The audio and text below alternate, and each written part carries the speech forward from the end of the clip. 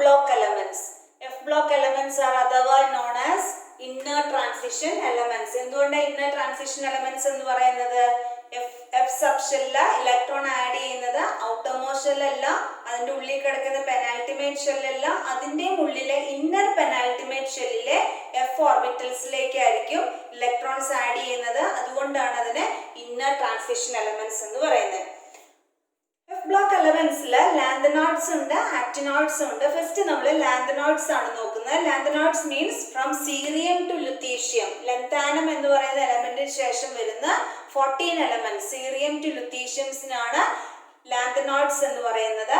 ഇവിടെ electrons are added to 4f orbital. അതായത് electrons last electron is added to 4f orbital. ഇനി lanthanoidsലെ ഉറപ്പായിട്ടും എക്സാമിന് ചോദിക്കുന്ന ഒരു ക്വസ്റ്റ്യൻ ആണ് വാട്ട് ഈസ് lanthanoid contraction. ഞാൻ കഴിഞ്ഞ ക്ലാസ്സിൽ പറഞ്ഞു 4f ഓർബിറ്റിൽ വരുന്ന ഏത് ക്വസ്റ്റ്യൻ ചോദിച്ചാലും 4f ഓർബിറ്റിൽ കണക്റ്റഡ് ആയിട്ട് എന്ത് ക്വസ്റ്റ്യൻ ചോദിച്ചാലും അതിന്റെ ആൻസർ lanthanoid contraction ആയിരിക്കും. അപ്പോൾ എന്താണ് lanthanoid contraction? Lanthanoid contraction means steady decrease in the atomic size with increase in atomic number is known as called lanthanoid contraction.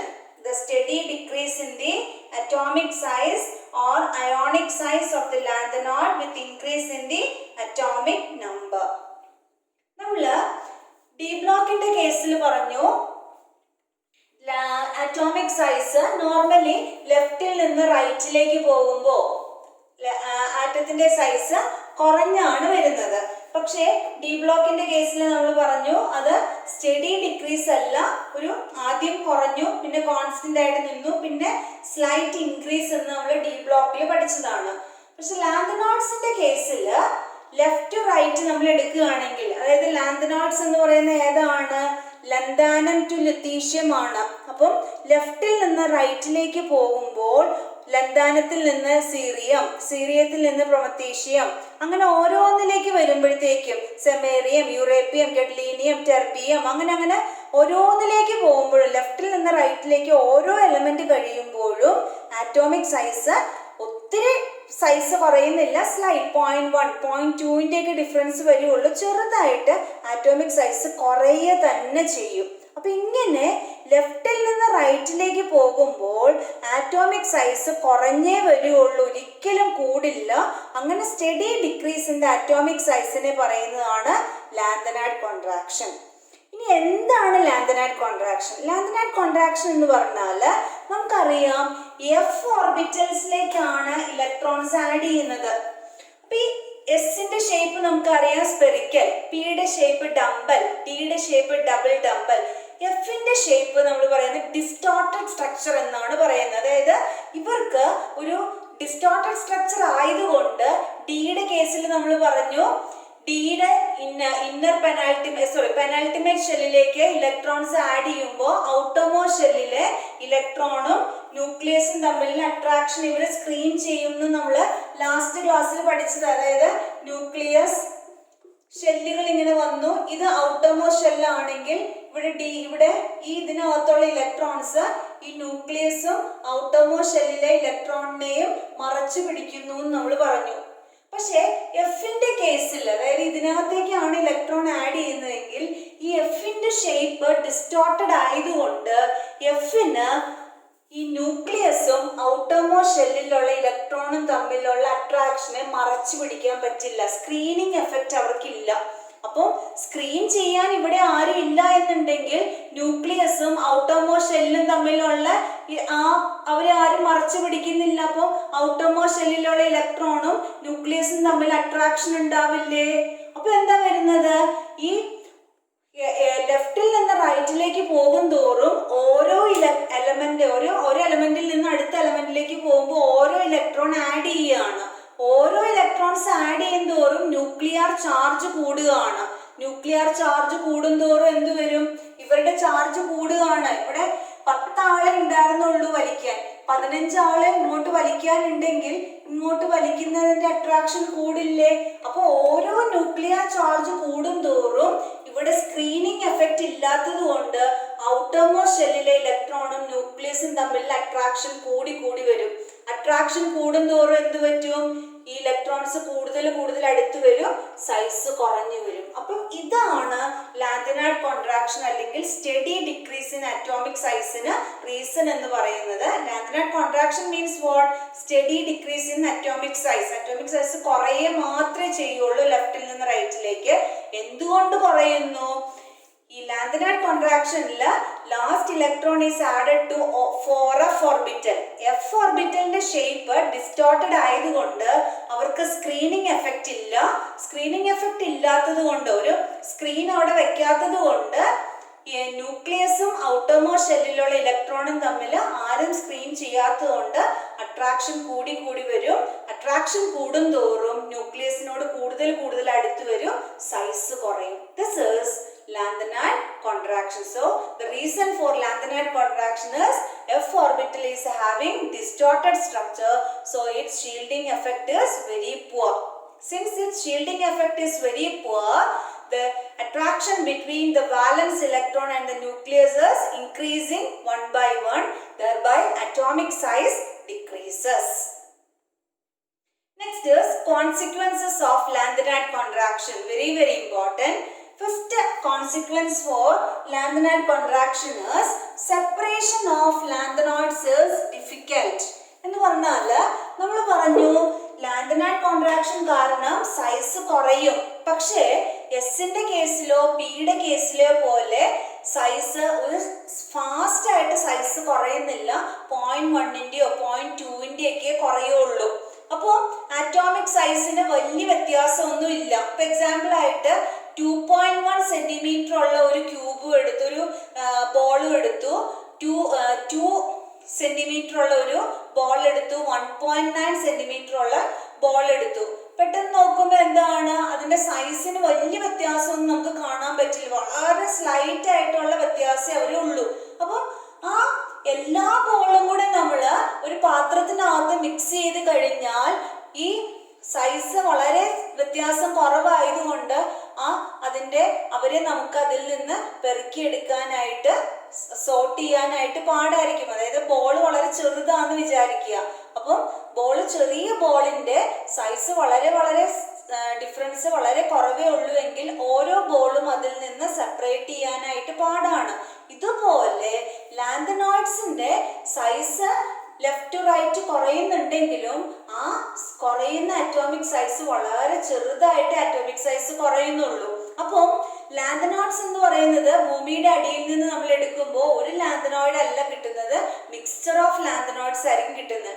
ആ മിക്സ്ചർ ഓഫ് ലാന്തനോയിഡിൽ നിന്ന് ഓരോ ലാന്തനോയിഡും സെപ്പറേറ്റ് ചെയ്യാൻ ഡിഫിക്കൽട്ട് ആകും. കാരണം എന്താണ്, ഇവരുടെ ആറ്റോമിക് സൈസ് വളരെ കുറവാണ്. ഇപ്പൊ എക്സാമ്പിൾ ആയിട്ട് കടുകിന്റെ അത്രയും വലിപ്പമുള്ള റെഡ് ഉണ്ട്, ബ്ലൂ, ഗ്രീൻ, ഓറഞ്ച് ഒക്കെ ബോൾ ആണെങ്കിൽ ഇവരെല്ലാം കൂടെ നമ്മൾ മിക്സ് ചെയ്തിരിക്കുകയാണെങ്കിൽ ഓരോ ബോളും ആ കടുകിന്റെ അത്രയും വലിപ്പമുള്ളുവെങ്കിൽ അവരെ നമുക്ക് അതിൽ നിന്ന് പെറുക്കിയെടുക്കാൻ പാടാണ്. ഇതുപോലെയാണ് ലാന്തനോയിഡ്സ് എന്ന് പറയുന്ന മിക്സ്ചർ ഓഫ് ലാന്തനോയിഡ്സിൽ നിന്ന് ഓരോ ലാന്തനോയിഡും സെപ്പറേറ്റ് ചെയ്യുന്നത് പാടാണ്. എന്തുകൊണ്ടാണ്? Due to lanthanide contraction. Second consequence is similarity of third and fourth transition series. നമ്മൾ കഴിഞ്ഞ ദിവസം പറഞ്ഞായിരുന്നു, ഡി ബ്ലോക്കിൽ പറഞ്ഞു ലാന്തനൈഡ് കോൺട്രാക്ഷൻ വരുമ്പോൾ ക്ലിയർ ആകും എന്ന് പറഞ്ഞു.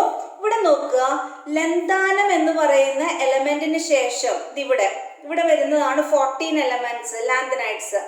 ഇവിടെ ആക്ടീനിയം എന്ന് പറയുന്ന എലമെന്റിന് ശേഷം വരുന്ന ഇവിടെയാണ് 14 എലമെന്റ്സ് വരേണ്ടത്. അപ്പം മേജർ പീരിയോഡിക് ടേബിളിൽ ഈ രണ്ട് ഗ്യാപ്പിൽ 14 എലമെന്റ്സ് വന്നതിന് ശേഷമാണ് ഈ ഡി ബ്ലോക്ക് എലമെന്റ്സ്, അതായത് ഇവിടുന്ന് ഹാഫ്നിയം മുതലുള്ള ഡി ബ്ലോക്ക് എലമെന്റ്സ് വരുന്നത്.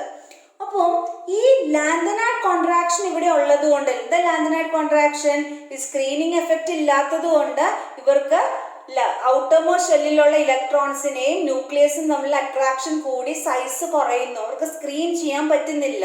അപ്പൊ അറ്റോമിക് സൈസ് കുറഞ്ഞാണ് വരുന്നത്. നമ്മൾ ജനറലി പഠിച്ചിരിക്കുന്നത് down the group atomic size കൂടുമെന്നാണ് പഠിച്ചിരിക്കുന്നത്.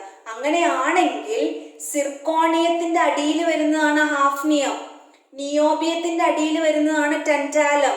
അപ്പം ഡൗൺ ദ ഗ്രൂപ്പ്, ഇപ്പൊ നമ്മള് ലിഥിയത്തിനേക്കാൾ സൈസ് കൂടുതലാണ് സോഡിയം, അതിനേക്കാൾ സൈസ് കൂടുതലാണ് potassium. Down the group size കൂടി കൂടി വരിക. അങ്ങനെയാണെങ്കിൽ സിർക്കോണിയത്തിനേക്കാൾ സൈസ് കൂടുതലായിരിക്കണം ഹാഫ്നിയത്തിന്. പക്ഷെ എന്താണ്, ഈ ഹാഫ്നിയത്തിന്റെ തൊട്ട് മുമ്പായിട്ട് ലാന്തനോയിഡ്സ് ഉണ്ട്. ഈ ലാന്തനോയിഡ്സ് സ്ക്രീനിങ് എഫക്റ്റ് ഇല്ലാത്തത് കൊണ്ട് സൈസ് വളരെ കുറവാണ്. അവർക്ക് ഔട്ടർമോസ്റ്റ് ഷെല്ലിലെ ഇലക്ട്രോൺസും ന്യൂക്ലിയസും തമ്മിലുള്ള അട്രാക്ഷൻ മറച്ചു പിടിക്കാൻ പറ്റുന്നില്ല, സ്ക്രീൻ ചെയ്യാൻ പറ്റുന്നില്ല. അപ്പൊ എന്ത് പറ്റും, ഇവരുടെ ആറ്റോമിക് സൈസ് ഇവിടുന്ന് ഇതിന് ശേഷം വരുന്ന എല്ലാ എലമെന്റ്സിന്റെയും ആറ്റോമിക് സൈസ് കുറയുന്നു. അതുകൊണ്ട് നമ്മൾ വിചാരിക്കുന്ന പോലെ സിർക്കോണിയത്തിനേക്കാൾ ആറ്റോമിക് സൈസ് കൂടുതലായിരിക്കില്ല ഹാഫ്നിയത്തിന്, ഡ്യൂ ടു ലാന്തനൈഡ്. ഇതിന്റെ തൊട്ടിപ്പുറത്ത് കിടക്കുന്ന due to lanthanide contraction.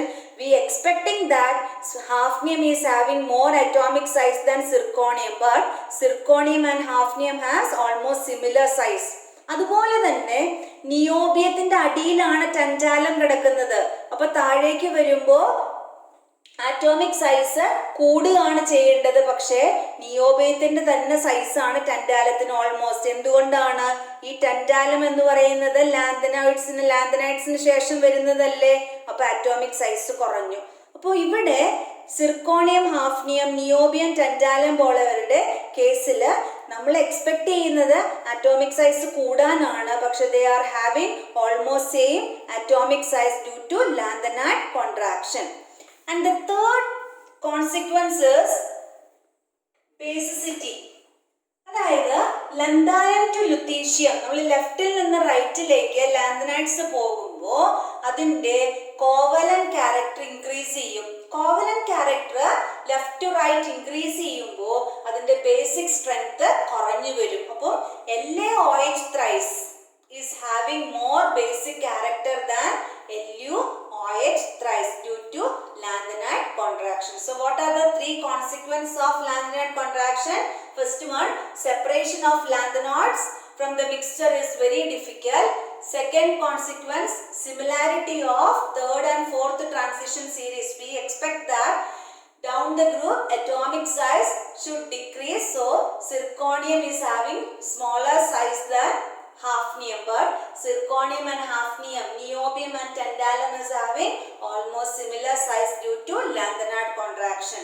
And the third consequence is from left to right covalent character is increasing, so LaOH thrice is more basic than LuOH thrice. അടുത്തത് common oxidation state of lanthanoids +3. ഇത് 1 mark question ചോദിക്കുന്നതാണ്. what is the common oxidation state of lanthanoid? +3 oxidation state. +3 മാത്രമല്ല, സീറിയവും ടെർബിയവും ഇത് കാണിക്കാം, +4 oxidation state കാണിക്കാം. എന്തുകൊണ്ടാണ് അവർ +4 oxidation state കാണിക്കുന്നത്? സീറിയത്തിന്റെ electronic configuration നോക്കിയേ, xenon 4f1 5d1 6s2 അല്ലേ. അപ്പൊ ഇവിടെ ആ 4f1ലെയും 4fലെയും 5dയിലെയും 6sലെയും 4 ഇലക്ട്രോൺസ് റിമൂവ് ചെയ്ത് കഴിഞ്ഞാൽ നോബിൾ ഗ്യാസിന്റെ ഇലക്ട്രോണിക് കോൺഫിഗറേഷൻ നമുക്ക് കിട്ടില്ലേ. അപ്പോൾ അതിനെ നമുക്ക് സ്റ്റേബിൾ ഇലക്ട്രോണിക് കോൺഫിഗറേഷനിലേക്ക് കൊണ്ടുവരാമല്ലോ. അപ്പോൾ +3നേക്കാളും +4 ഓക്സിഡേഷൻ സ്റ്റേറ്റ് ആയിരിക്കും സീറിയവും ടെർബിയത്തിലും കോമൺ ആയിട്ട് വരുന്നത്. ഇനി europium and terbium +2 oxidation state ആണ്. എന്തുകൊണ്ടാണ്? യൂറോപ്പിയത്തിന്റെ ഇലക്ട്രോണിക് കോൺഫിഗറേഷൻ നോക്കിയേ, xenon 4f7 6s2. എഫ് ഓർബിറ്റലില് മാക്സിമം 14 ഇലക്ട്രോൺസ് അക്കോമഡേറ്റ് ചെയ്യാം. 14ന്റെ ഹാഫ് എത്രയാ? 7 അല്ലേ. അപ്പൊ 4f7 means that is half filled. Half filled and full filled are extra stable. So when we remove 6 electron from 6s, it become stable electronic configuration. So when it remove 2 electron, europium become EU +2. അപ്പോൾ സീറിയവും ടെർബിയവും +4 oxidation സ്റ്റേറ്റും europium ടെർബിയവും +2 oxidation സ്റ്റേറ്റും ആയിരിക്കും കൂടുതൽ കാണിക്കുന്നത്.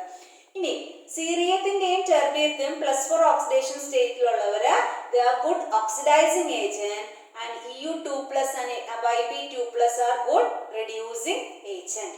ഇനി അതിന്റെ properties നോക്കിയാൽ ലാന്തനൈഡ്സിന്റെ മിക്കവാറും, അതായത് fulfilled അല്ലെങ്കിൽ ഹാഫ് ഫിൽഡ് അല്ലാത്തവരുടെ എല്ലാം +3 ഓക്സിഡേഷൻ സ്റ്റേറ്റ്. ആ +3 ഓക്സിഡേഷൻ സ്റ്റേറ്റ് വരുമ്പോൾ ഫുൾഫിൽഡ് ആണ് ഹാഫ് ഫിൽഡ് ആണെങ്കിൽ കളർ ഉണ്ടാവില്ല. അതല്ല അവിടെ അൺപെയർഡ് ഇലക്ട്രോൺസ് വരുവാണെങ്കിൽ, Ln എന്ന് പറഞ്ഞാൽ കോമൺ ആയിട്ട് ലാന്തനൈഡ്സിനെ നമ്മൾ ജനറൽ ആയിട്ട് എഴുതുന്നതാണ് Ln എന്ന് പറയുന്നത്. ലാന്തനൈഡ്സ് ഏതുമാകാം Ln. അതിന് +3 ഓക്സിഡേഷൻ സ്റ്റേറ്റില് ഹാഫ് ഫിൽഡും അല്ല ഫുൾഫിൽഡും അല്ല എങ്കിൽ എന്ത് വരും? ഫുൾഫിൽഡ് ആണെങ്കിൽ എന്താണ് അവിടെ എക്സൈറ്റേഷൻ നടക്കുവോ? ഇല്ല. അപ്പം ഫുൾഫിൽഡ് ഓർബിറ്റൽ ഒഴികെ ബാക്കി എല്ലാത്തിലും, അതായത് മിക്കവാറും എല്ലാ ലാന്തനൈഡ്സും കളേർഡ് ആയിരിക്കും. ഈ കളേർഡ് ആവാനുള്ള കാരണം എന്താണ്?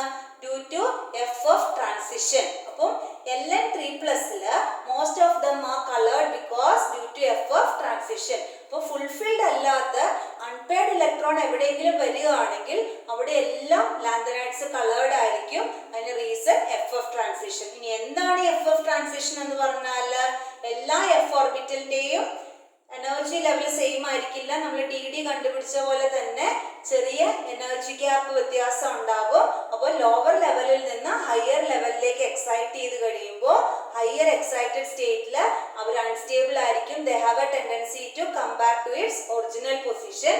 അങ്ങനെ ഒറിജിനൽ ലോവർ സ്റ്റേറ്റിലേക്ക് അവർ വരുമ്പോഴത്തേക്കും അവര് എനർജി ലിബറേറ്റ് ചെയ്യും.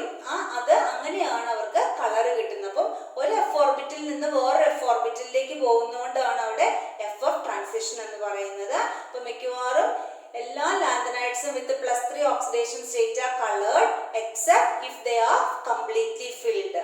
അപ്പം അവര് FF ട്രാൻസിഷൻ കൊണ്ട് കളേർഡ് ആകും. ഇനി magnetic property. Ln3+, most of the lanthanides with +3 oxidation states are paramagnetic. അവിടെ പെയർഡ് ആണെങ്കിൽ, മീൻസ് എല്ലാം കംപ്ലീറ്റ്ലി ഫിൽഡ് ആണെങ്കിൽ അവിടെ അൺപെയർഡ് ഇലക്ട്രോൺ ഒന്നും ഉണ്ടാവില്ല. എല്ലാം കംപ്ലീറ്റ്ലി പെയർഡ് ആണെങ്കിൽ. ബാക്കി അൺപെയർഡ് ഇലക്ട്രോൺ ഉണ്ടെങ്കിൽ അവർക്ക് പാരാമാഗ്നറ്റിക് നേച്ചർ കാണിക്കാൻ പറ്റും. പാരാമാഗ്നറ്റിക് നേച്ചർ കാണിക്കുകയാണെങ്കിൽ they can exhibit magnetic property. Then next one is Misch metal. പരീക്ഷയ്ക്ക് ചോദിക്കുന്ന ക്വസ്റ്റ്യനാണ് what is misch metal. Misch metal is an alloy of 95% lanthanides, 5% of iron and traces of sulfur, carbon, calcium and aluminium. ഈ 95% ലാന്തനോയിഡ്സിൽ കൂടുതലും cerium ആയിരിക്കും. Cerium almost 40% cerium ആയിരിക്കും. പിന്നെ ബാക്കിയുള്ള lanthanoids 44% വരെ ആകാം. Mixture of lanthanoids 44% ആകാം. Iron 5% and traces of aluminium, calcium, carbon, sulfur. Misch മെറ്റലിന്റെ യൂസസ് എന്ന് പറയുന്നത് സിഗരറ്റിന്റെ ലൈറ്റേഴ്സ് അല്ലെങ്കിൽ ഗ്യാസ് ലൈറ്റേഴ്സ്, ഷെൽസിലെല്ലാം നമ്മൾ ഈ മിഷ് മെറ്റൽ യൂസ് ചെയ്യുന്നുണ്ട്.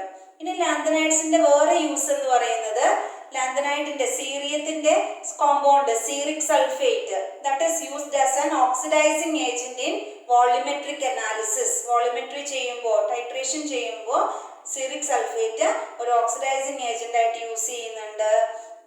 അതുപോലെ തന്നെ നിയോഡിയം പോലെയുള്ള സബ്സ്റ്റൻസ് കളേർഡ് ഗ്ലാസ് ഫോർ ഗൂഗിൾസിന് ഉണ്ടാക്കാൻ വേണ്ടി യൂസ് ചെയ്യുന്നുണ്ട്. ഇതൊക്കെയാണ് മെയിൻ ആയിട്ട് ലാന്തനോയിഡ്സിന്റെ യൂസസ് എന്ന് പറയുന്നത്.